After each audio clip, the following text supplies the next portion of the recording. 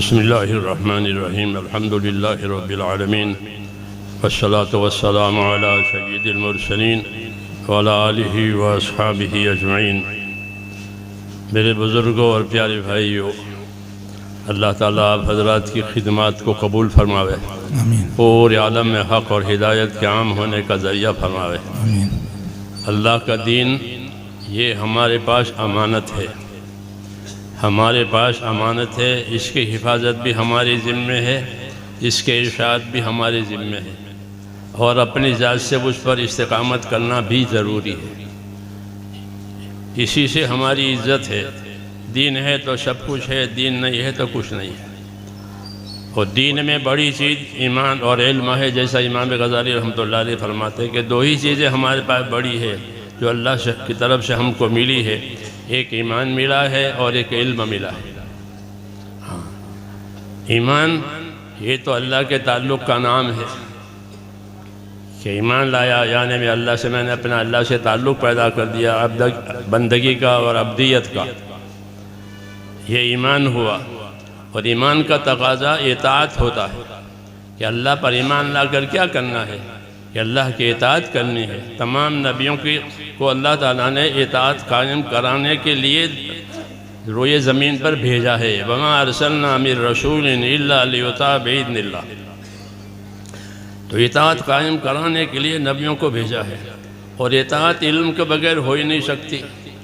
اس لیے اللہ تعالیٰ نے نبیوں کو جس طرح بھیجا، ان کے ساتھ یہ علم اتارا ہے، علم الہی۔ یہ بڑا شرف ہے۔ اللہ جس کے ساتھ بھلائی کا ارادہ کریں گے، وہ اس کو اپنے دین کی سمجھ دیں گے، وہ اپنا دین دیں گے۔ اس لیے یہ بڑی نعمت ہے، خصوصاً قرآن و حدیث، یہ تو اصل علم ہے۔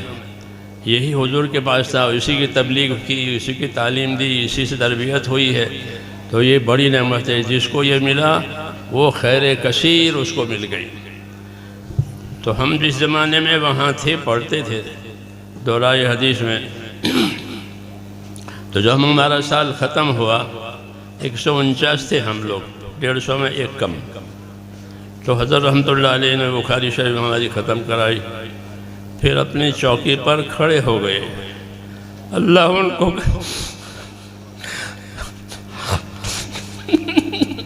اللہ ان کو غنی کا رحمت کرے، آمین۔ اللہ ان کے درجات کو بلند فرمائے۔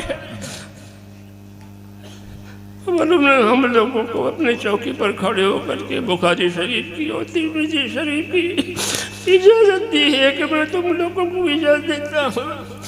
یہی ایک شرف اللہ نے ہم کو بھی دیا ہے۔ اس لیے جیسے میرے حضرت رحمۃ اللہ علیہ نے مجھ کو اجازت دی تھی بخاری شریف کی اور ترمذی شریف کی، تو ان پڑھنے والوں کو بھی میں اپنی طرف سے ایسی اجازت دیتا ہوں جس کی میری شیخ نے مجھے۔ اللہ تعالیٰ مجھے بھی قبول فرمائے، آپ کو بھی قبول فرمائے۔ علم کا مقصد کہ علم کیوں اترا ہے؟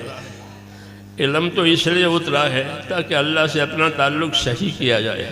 عقائد میں، اعمال میں، اخلاق میں، سب چیزوں میں علم رہبری کرتا ہے۔ اس لیے صحیح علم لینا ہے، اور سب سے پہلے اپنے آپ کو اپنے علم کے تابع کرنا ہے۔ جو اپنے علم کے تابع کرے گا وہ ہے عادل، عدول۔ اور عادل اسے کہتے ہیں کہ جو اپنے آپ کو اپنے علم کے تابع کرے، اور جو اپنے علم کے تابع اپنے آپ کو نہ کرے اس کو فاسق کہتے ہیں۔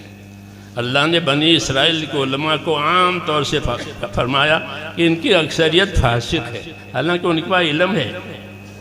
کیوں؟ کہ وہ اپنے علم کے تابع نہیں تھے، انہوں نے علم کو اپنے تابع کیا تھا، علم کو اپنے تابع کیا تھا۔ وہ تحریف بھی کرتے تھے، تاویل بھی کرتے تھے، جی ہاں۔ اس لیے ان کو کہا کہ ان کی اکثریت فاسق ہے۔ تو اپنے علم کے تابع نہ ہونے والا فاسق کہلاتا ہے، ہاں، اور اپنے علم کے تابع ہونے والا عادل کہلاتا ہے۔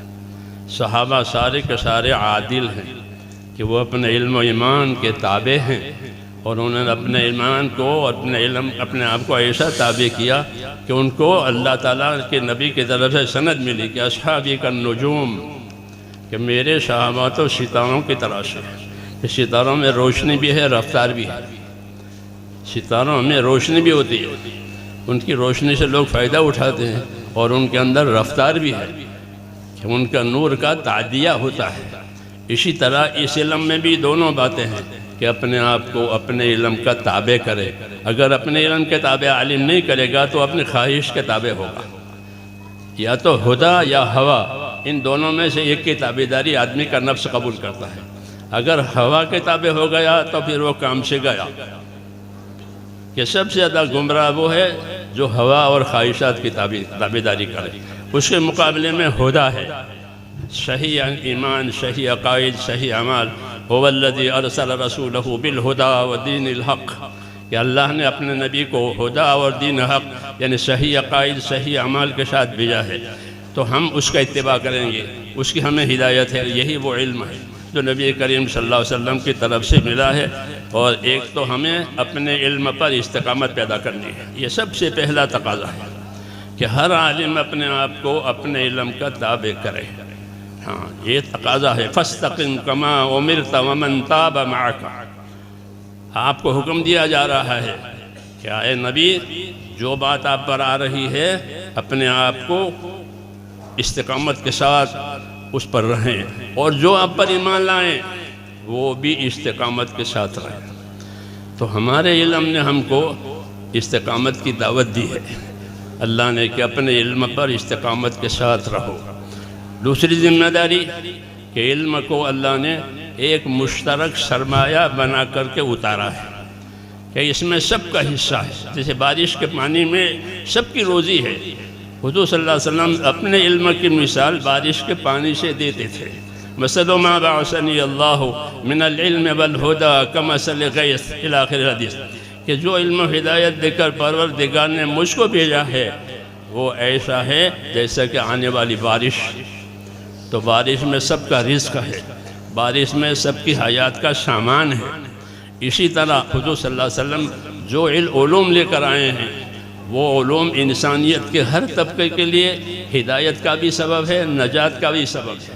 حاکموں کا طبقہ، تاجروں کا طبقہ، زراعت کرنے والوں کا طبقہ، ملازمین کا طبقہ، یہ معیشت کے 4 طبقے ہوتے ہیں ہر زمانے میں. تو ان تمام طبقوں کے لیے رہبری اس علم میں ہے کہ وہ اپنے آپ کو اس علم کے تابع کرے. مولانا محمد یوسف صاحب رحمۃ اللہ علیہ فرماتے تھے کہ ہمارے دین میں ہر شعبے کے فضائل ہیں، ہر شعبے کے مسائل ہیں.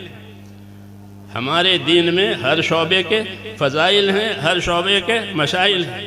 حکومت اور اقتدار کے فضائل ہیں، اس کے مسائل ہیں. تجارت کے فضائل ہیں، تجارت کے مسائل ہیں. زراعت کے فضائل ہیں، زراعت کے مسائل ہیں. مزدوری کے فضائل ہیں، مزدوری کے مسائل ہیں. یہ معیشت کے شعبے ہیں، گزارے کے شعبے ہیں یہ. تو ان 4 شعبوں کی رہبری اس علم میں جو اتارا ہے. اس لیے یہ مشترک سرمایہ ہے سب کے لیے کہ جن کے پاس آوے یہ علم وہ اپنے آپ کو اس کا تابع کرے. دوسرا، اور دوسروں کو اس کی دعوت دے. اور جو دعوت قبول کر کے آوے وہ طالب ہے، اس کو طلب کے مطابق اس کو علم دے. اس طرح یہ طریقہ رہا ہے. اور اسی طرح یہ علم چلتا ہوا اللہ تعالیٰ نے ہم تک پہنچایا ہے. اللہ تعالیٰ آپ حضرات کے مسائل کو قبول فرماوے اور ہم سب کو اس علم کے ذریعے سے اپنے مقبول بندوں میں داخل فرماوے. جی ہاں، اور ہم سب کا انجام بخیر فرماوے. اللہ تعالیٰ آپ حضرات کی خدمتوں کو قبول فرماوے. جزاکم اللہ تعالی.